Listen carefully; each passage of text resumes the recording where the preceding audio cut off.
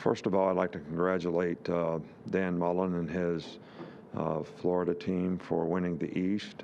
They've got an outstanding team. They've played really well all year long, and we're looking forward to the challenge of playing in the SEC championship game, which we think is one of the best competitive venues our team has ever been a part of.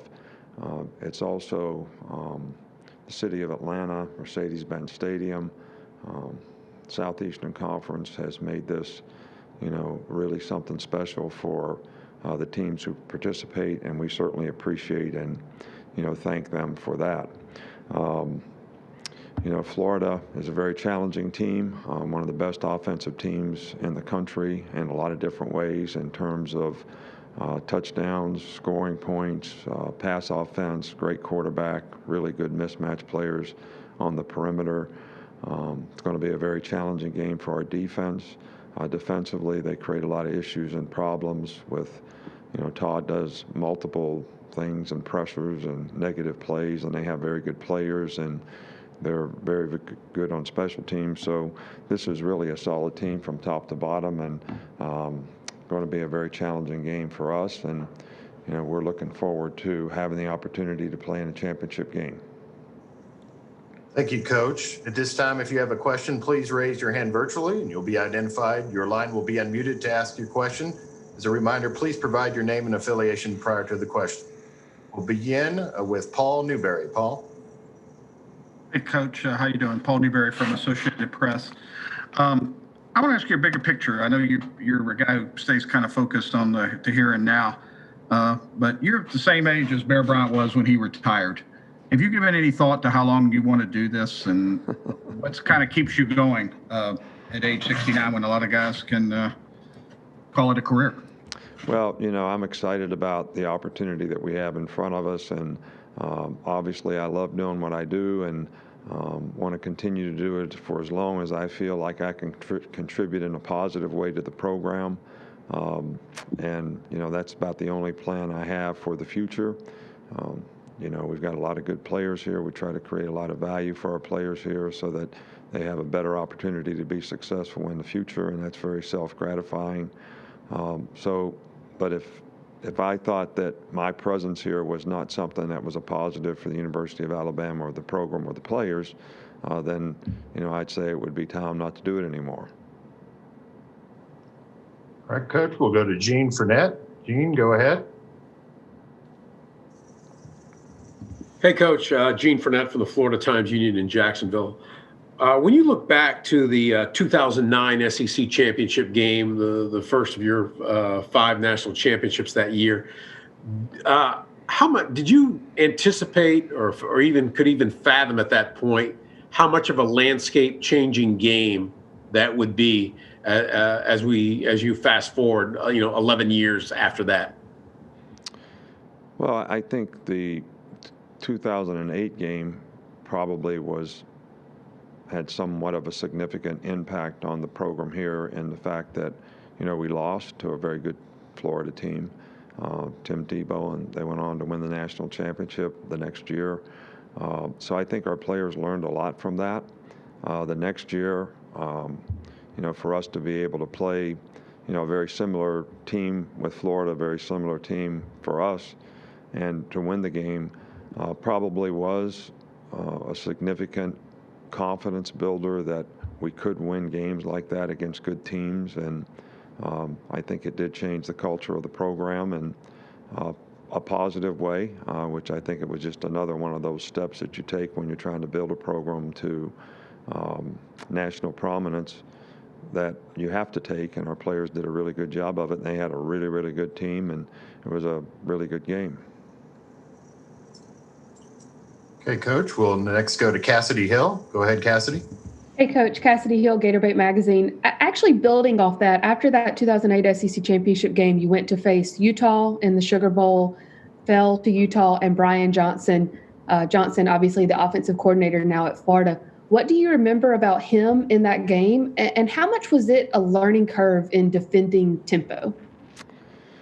Well, I think that their style of play was a little different than what we anticipated. They were in empty almost the whole game. We had a lot of big guys at that time, didn't have a lot of good pass rushers, probably didn't have a very good plan to play in the game. And I think one of the most difficult things that you have to do, or that I've ever had to do, is when you lose the SEC championship game, get your team ready to play the next game.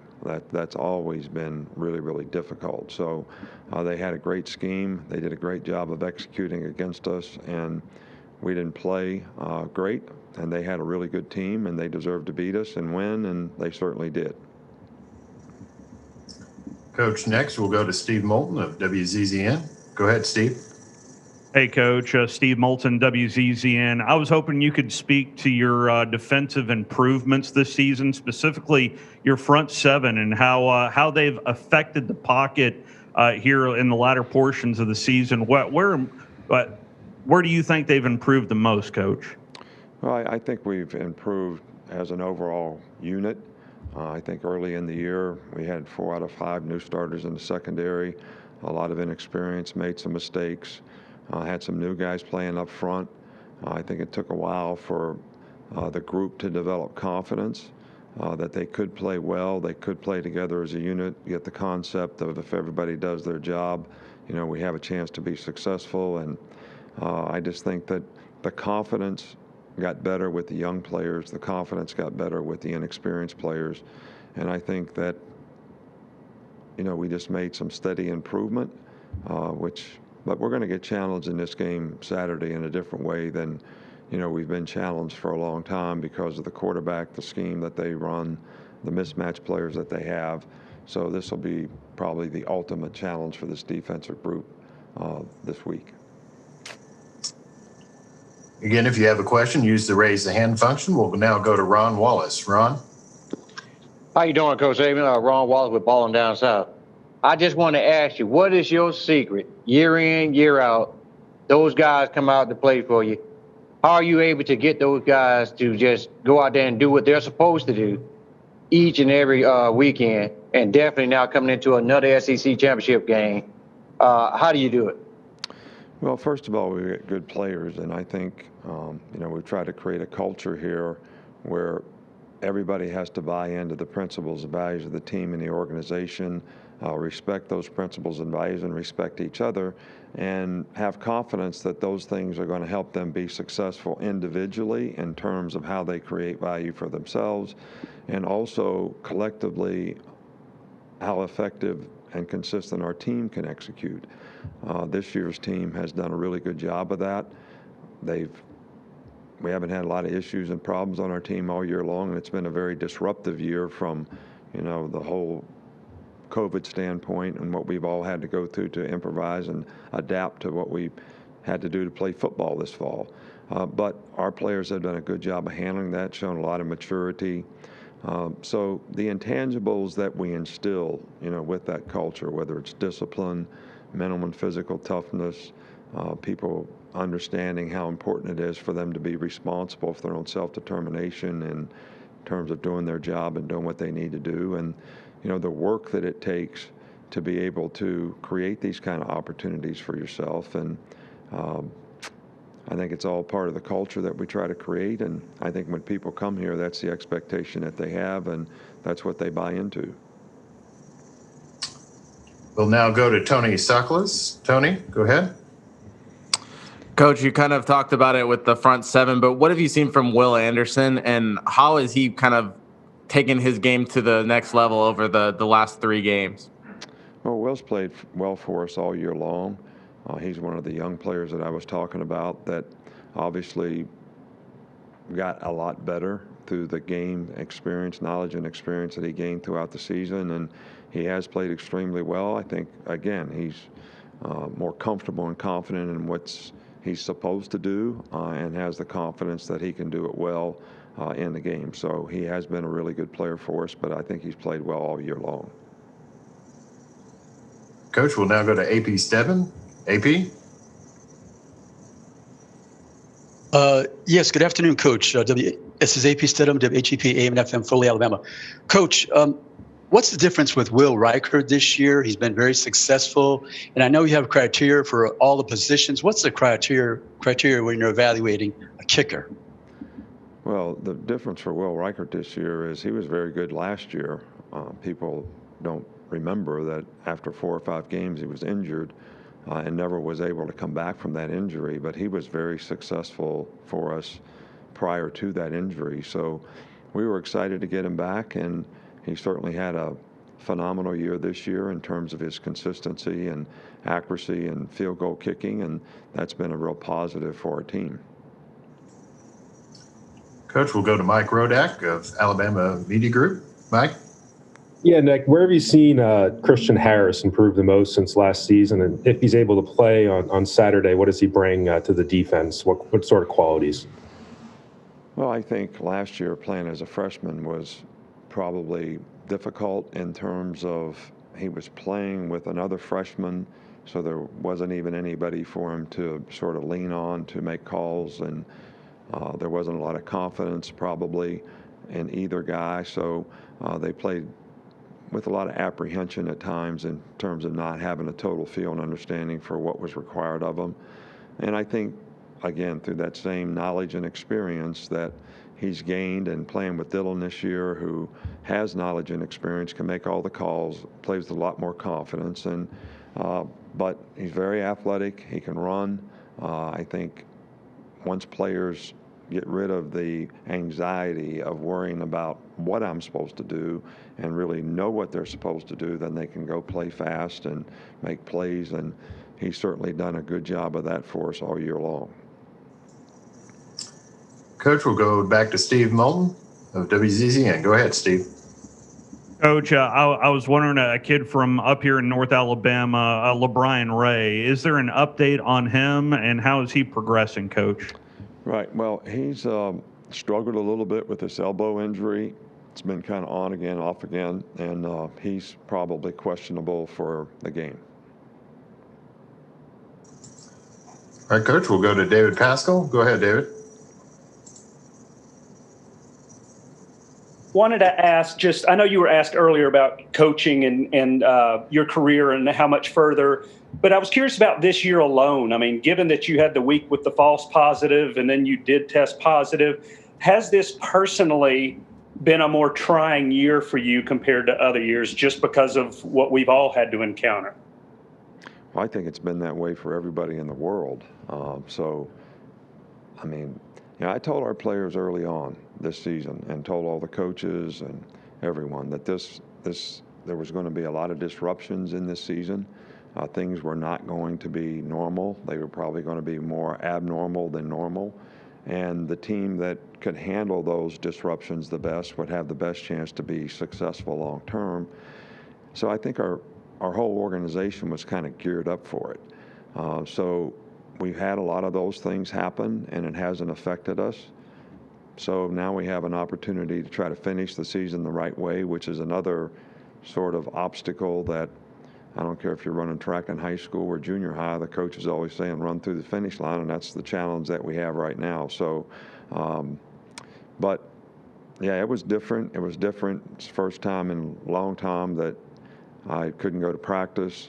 First time in a long time I had to sit and do everything, Zoom meetings and team meetings and players on the field. So it was very different, but we all adapted and adjusted, and everybody stayed focused on what they needed to do to be able to contribute in a positive way, and made it work.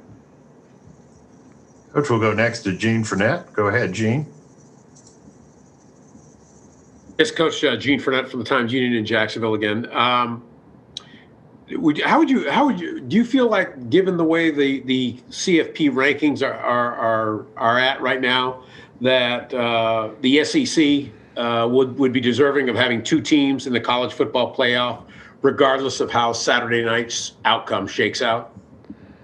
Man, I don't really like to speculate on things like that. The thing that we want to try to do is play our best so that we can determine our fate and our future by how we perform on the field, and probably not have to leave it up to other people who have a very, very difficult task, especially in a year like this where everybody didn't play the same number of games and didn't play out of conference games in most cases.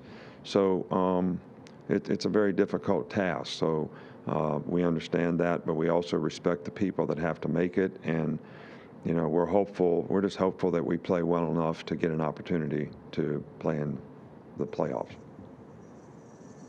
Coach will now go to Antonio McBeath. Go ahead, Antonio.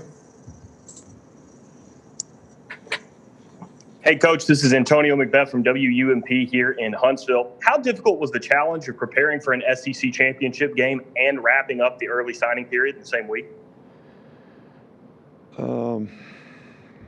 I think there are lots of challenges when it comes to recruiting. But fortunately or unfortunately, most of the players that we had the good fortune to sign Wednesday had already committed in the past, and they were very solid in their commitments, so we didn't have any sort of last-minute issues to deal with. I think our coaches did a really, really good job of developing relationships in a different way this season. I had to do the same thing through, Zooms and basically doing home visits on Zoom rather than being able to go see people. And so it was a different kind of recruiting. But it's always challenging in game week when you have a signing date. It's just, you're trying to focus on the game, but you're worried about what's going to happen with certain players. And take some of your time, take some of your focus. But I thought we did a pretty good job this week, and we were pleased with the results that we got in recruiting. And I don't think it's in any way hampered, what we're doing to try to get ready for this game. We'll go back to Steve Moulton. Steve? Coach, from hearing you after the Iron Bowl and missing the Iron Bowl, is it fair to say maybe that kind of reinvigorated you a little bit? At least it sounded that way since the Iron Bowl, Coach. Well, I didn't know that I was not vigorated. So I guess you have to not be vigorated to get revigorated. So I was vigorated before. I was disappointed, and I was happy to get back. So I don't know what the speculation there really is about. So I hope I've been vigorated all year. I owe that to the players. That's my job. All right, Coach, we'll go to Ron Wallace. Go ahead, Ron. Coach Ron Wallace with Balling Down South again. First of all, congratulations, get the SEC championship. Also, good luck this weekend. But so what have you told your players not to get complacent just because you've been there this many times and, everybody's behind us? And what do you instill in those players to make sure they keep an even keel and not get displaced? Well, first of all, I think you have to respect who you're playing, and Florida has a really, really good team who's probably capable of beating any team, in the country. So we're going to have to play very well and focus on what we have to do really well in this game to have a chance to be successful, number one. But number two, I think the opportunity to play for the SEC championship is something that players should be very motivated, to try to do. The thing that I talk to the players about is, there's not very many teams that go undefeated in college football. There's only a few, each year. And do you have to have a loss to, since we're using the word